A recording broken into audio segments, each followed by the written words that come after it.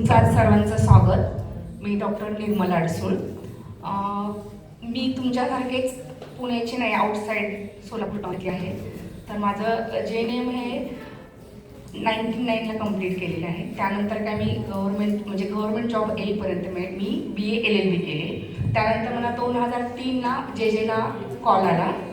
त्यानंतर मग मी माझं PBBSc झालं 2009 ते 11. त्याच दरम्यान मी MBA इन हेल्थकेअर ॲडमिनिस्ट्रेशन केलं. PhD माझी 2021ला पूर्ण झाली. आता रिसेंटली मी डिप्लोमा इन ॲडमिनिस्ट्रेशनमध्ये ऑनलाईन कोर्स केलेला आहे. तर असा माझा शैक्षणिक झालेला आहे. तर मी तुमचा सगळ्यांचं एम असेल, आहे एम घेऊन आलात का? 12वीमध्ये एम होतं. जे काही एम असेल ते एम जर तुम्ही, कारण का माझं एम म्हणजे मी 10वी 11ला होते ना, मला टीचर बनायचं होतं. मला ॲक्च्युली BA ला जायचं, DED BEd होतं ना 10वी नंतर. तर त्यावेळेस मला कमी मार्क्स होते, मला काही BEdला नंबर नाही लागला.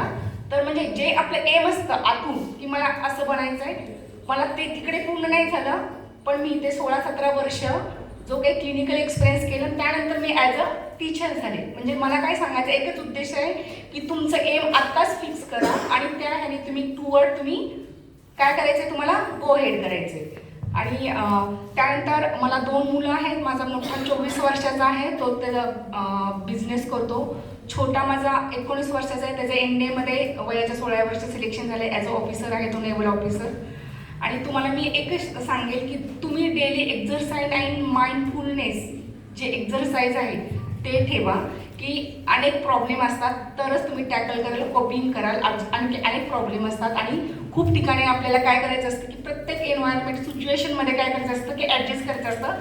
आणि ज्यावेळेस तुम्ही तिथे खरं काय शांततेने, म्हणजे काही असू दे पण स्वतःला स्टेबल ठेवू शकाल ना, तेव्हाच तुम्ही पुढचं तुमचं आयुष्यातले अचिव्हमेंट एम आहे ते सक्सेस करू शकता. Thank you very much.